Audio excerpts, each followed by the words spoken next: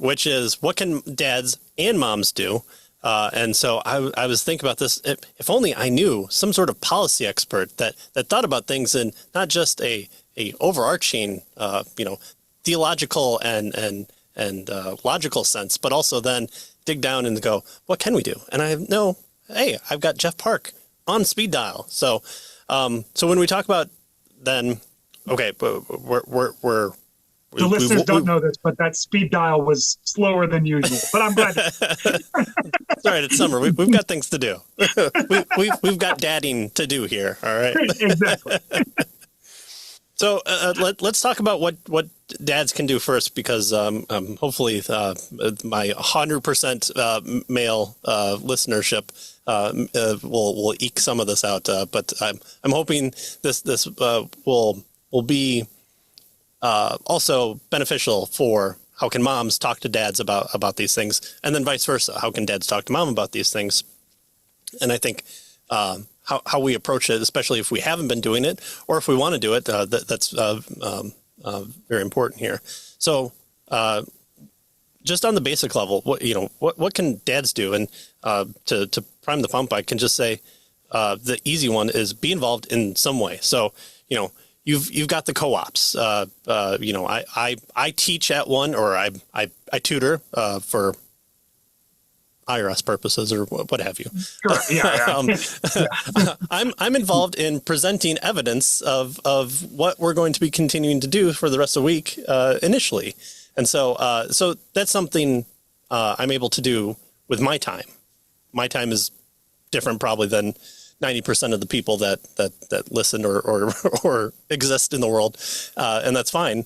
But even taking that one small aspect of teaching something to a group or to your children, finding that area to be involved, and maybe it's just going and saying, I'm interested in you, child's education, and I'm going to take this one day off to be at your co-op, or to be at your class, or to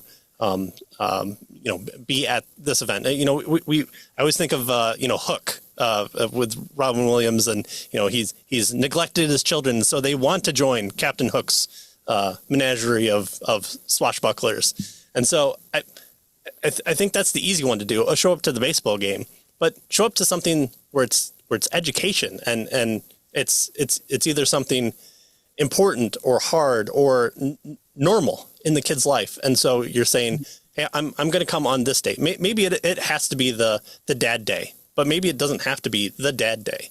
And understand, and it's something where I think the older generation is talking so terribly to our generation younger, is it's not babysitting. You're never babysitting when I'm taking my daughters out for grocery shopping. It's not, did your wife let you off the leash to do this?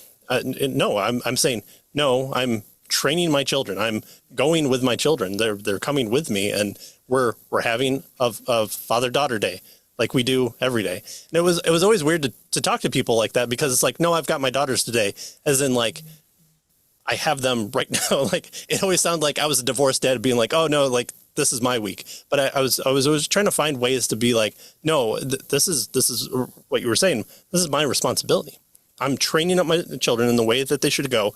When I lie down, when I go to the grocery store, when I wake up, when we're talking theology, or when we're just, going for a swim class. But, all these things of doing things in proper order and form, and mom's being there to say, oh, that was a good attempt. And the dad's saying, but we can scoop better when we're doing our backstrokes or what have you. And having that be a focus, and it's not, it doesn't always have to be critical. It can be a great job.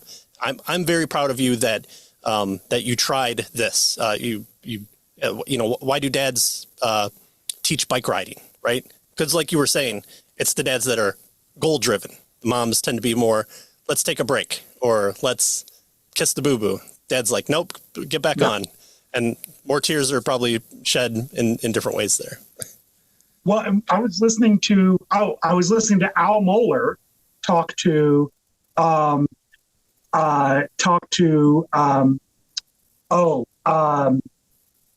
Schreier, So Abigail Schreier wrote. Your listeners might know her from having written the book about the social contagion of transgenderism among grade 7 to grade 9, or I'll translate to American, 7th grade to 9th grade. Not a Christian girls. book, but a very good book to know what's going on. She's very much not a Christian. She is an atheist, leftist researcher who's been driven into the arms of Christian podcasters because she we'll wrote that accept book. anybody, please.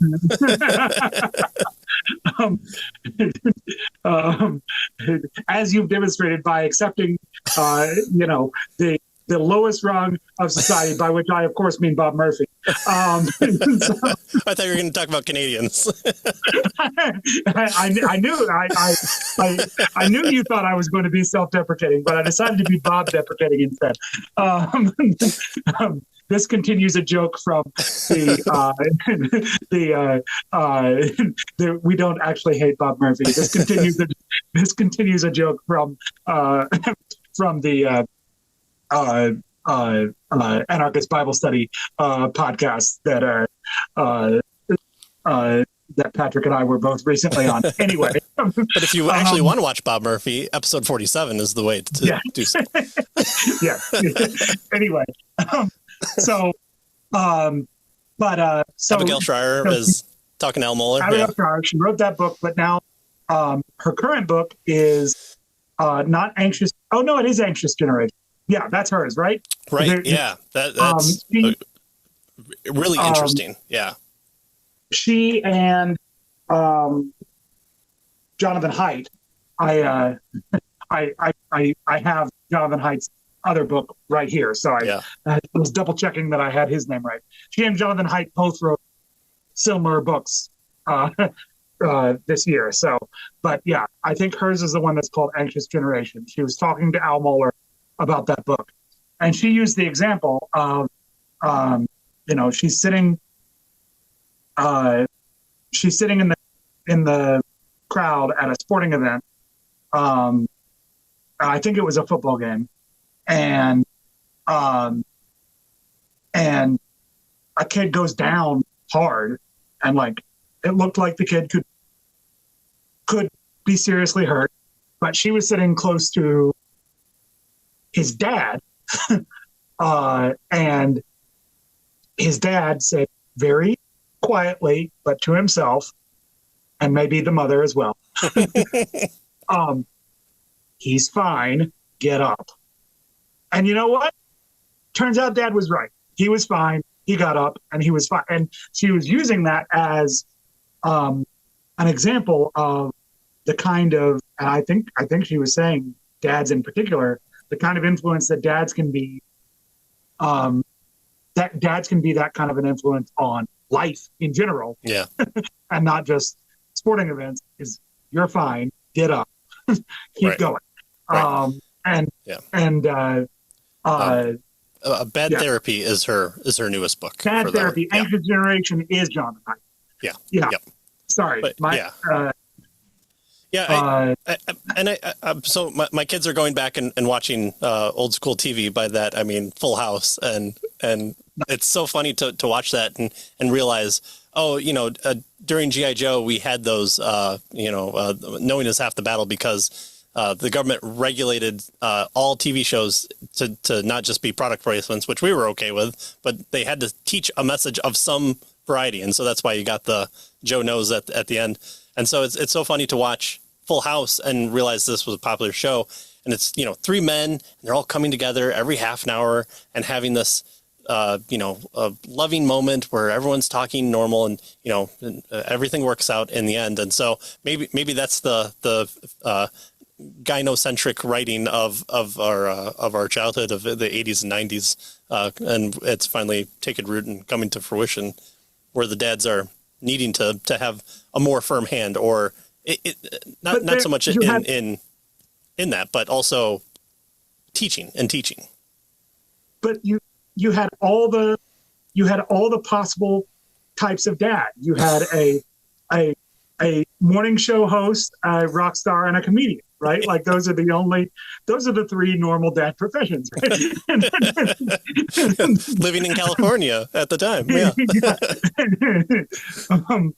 uh, in San Francisco, in what would now be a $1 house. Um, but yeah, the actual modern version of that would be they're running an Airbnb, and they're three dads actually still too. Charging hundreds of thousands of dollars a night. Anyway, so